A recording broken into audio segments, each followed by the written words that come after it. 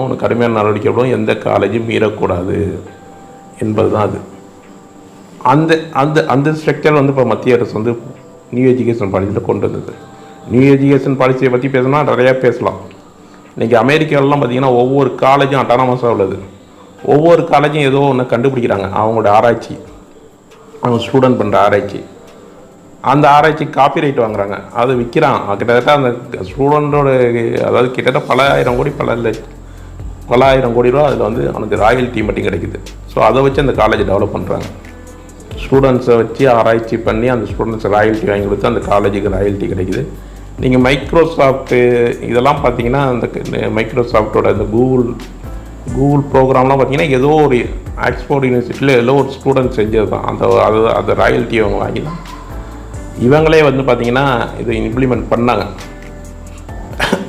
அது அந்தளவுக்கு அது அந்த காலேஜுக்கு வந்து அதிகாரம் அளிக்கப்படுது. நீ எதாக இருந்தாலும் சரியாக செய்யப்படணுங்கிறது. அவங்க அதுக்கு தேவையான ஃபண்டை நிறையா கொடுக்குறாங்க. இதை தான் மத்திய அரசு நியூ எஜுகேஷன் பாலிசியில் சொல்லுது. யூனிவர்சிட்டிலாம் நீங்கள் அட்டானமஸாக இருங்க, நீங்கள் உங்களுக்கு தேவையான விஷயங்களை உருவாக்குங்க, நீங்கள் இப்படி காலேஜில் கல்லூரிகளை நடத்துங்கிறது. உடனே எங்களோட அதிகாரத்தில் தடையிடுறீங்க. தமிழ்நாடு ரொம்ப மோசம். இங்கே வெறும் போதை, மது, கிட்டத்தட்ட மதுக்கு எதிராக ஒரு மாநில அரசே பிரச்சாரம் பண்ணிட்டு இங்கே 145 கோடி 150 கோடி பொங்கலுக்கு மது விற்கிது. இதுதான் தமிழ்நாடு நிலவரம்.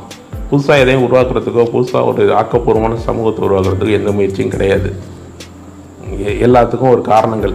ஒன்று எங்களை வந்து குடும்ப ரீதியாக இங்கே வந்து ஏதாச்சும் ஒரு ஸ்கீம் கொண்டு வந்துட்டால் உடனே நீ வம்சாவளியாக எங்களை வந்து அவமானப்படுத்துகிறீங்க, குயவர் மகன் குயவர் ஆகுமா, மண்பானை செய்கிறவர் மண்பானை தான் செய்யணுமா, இப்படி தான் கேட்குறேன். கேட்டு சும்மா சம்மந்தெல்லாம் பண்ணி அதுக்கு ஒரு ஃபேஸ்புக் சாட்டு, அதுக்கு உடனே இன்னொரு கூட்டான பேச்சு, இது பேசுகிறதுக்கு ஒரு குரூப்பு, இப்படியே பண்ணி நாஸ்தி பண்ணிட்டாங்க.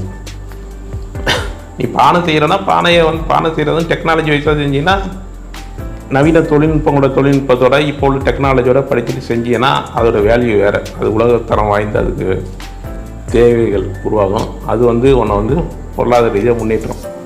இதை தான் வந்து மத்திய அரசெல்லாம் அவங்களுடைய நியூ எஜுகேஷன் பாலிசியாக இருக்கட்டும் எல்லாத்துலேயும் சொல்கிறது. இப்போ ஸ்கூலில் உள்ள நியூ எஜுகேஷன் பாலிசி கூட 8வது ஸ்டூடெண்ட் தாய்மொழி கல்வி இதெல்லாம் கொண்டு வந்தாங்க. நீ வந்து 8வது படிக்கல 7வது படிக்கல ஒரு சுயதொழில் கற்றுக்க, அப்படிலாம் மத்திய அரசு கொண்டு வந்த ஸ்கீமில் கொண்டு வருது. ஏன்னா நீ தரமான சமூகத்தை உருவாக்கணும் தான். இன்றைக்கி அதோட வெளிப்பாடு தான் இன்றைக்கி வந்து QS நிறுவனம் கொண்டு வந்த உலகத்தரம் மேம்பாட்டு லிஸ்ட்டில் இந்தியா 2வது இடம் வந்திருக்கு. இது வந்து நம்ம எல்லோரும் சாதாரணமாக கடந்து போகக்கூடிய விஷயம் இல்லை.